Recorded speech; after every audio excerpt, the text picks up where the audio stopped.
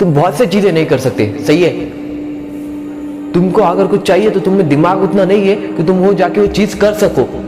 और ये एक सफेद झूठ है जो तुम्हारे आजू बाजू के लोगों ने तुम्हारे दिमाग के अंदर डाला है, वरना तो तुम जो चाहे वो कर सकते हो। ये बस तुम्हारे आजू बाजू के लोगों की वजह से तुम्हारे अंदर एक झूठ बैठा है, जिसको मैं प्रूव भी करके दे दूंगा। एक बच्चा था जो बचपन से ज्यादा होशियार था, बहुत ज्यादा इंटेलिजेंट था, क्लास में टॉपर था। वो धीरे धीरे करके बड़ा हो गया और शहर चला गया। उसके गांव में हर जगह उसकी तारीफ होती थी।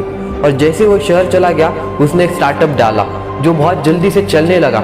4-5 सालों में उसका बिजनेस इतना अच्छा चला कि जो वो बच्चा था वो पूरे शहर का सबसे अमीर आदमी बन गया।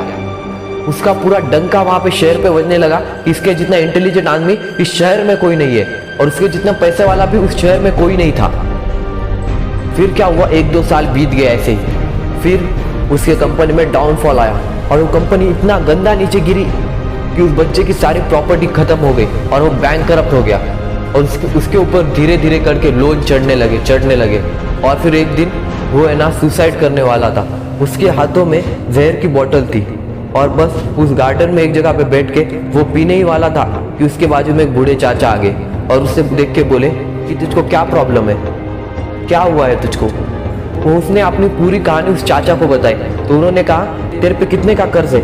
उस बूढ़े चाचा ने उसे एक ब्लैंक चेक दे दिया और उसने कहा कि उस पे जितनी रकम चाहिए उतनी रकम उस पे लिख ले और खुद के पास रख ले। वो चेक उसके हाथ में आया और वो बूढ़े चाचा वहां से चले गए।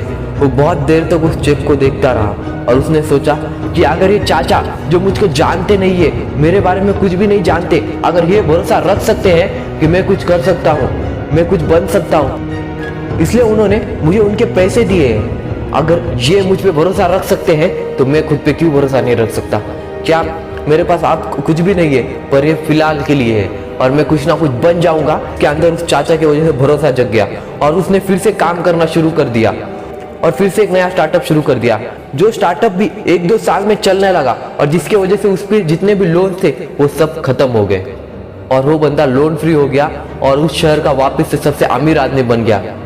और फिर वो जो चेक था जो उस बूढ़े चाचा ने उसको दिया था, उसने वो चेक खर्च नहीं किया था। उसको कहना था उस चाचा को जाके थैंक यू और वो चेक उसे वापस देना था कि आपके इस चेक ने मेरे अंदर एक नई उम्मीद दिलाई।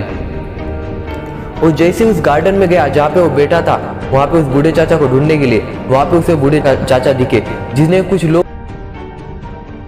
के ना एक वैन में डाल रहे थे। तो वो भाग के उधर गया और पूछा आप इन्हें वैन में क्यों डाल रहे हो, आपको बताया कितने अमीर आदमी हैं। तो उन वैन वालों ने कहा कि ये कोई अमीर वामीर नहीं है, देता है और कहता है कि इसमें रकम डाल के पैसे रख लो। तो उस आदमी को अपने आंखों पे विश्वास नहीं हो रहा था। ये पागल ने मुझे सही रास्ते पे दिखा दिया, एक पागल ने दिखा दिया कि मैं क्या क्या कर सकता हूँ। वो वहां पे थोड़ी देर बैठा रहा और सोचने लगा कि क्या ये मेरा वहम था, मुझे अभी मरने की सिवा कोई ऑप्शन ही नहीं है मेरे पास। में जहर की बोतल उस हाथ में रख के बैठा था।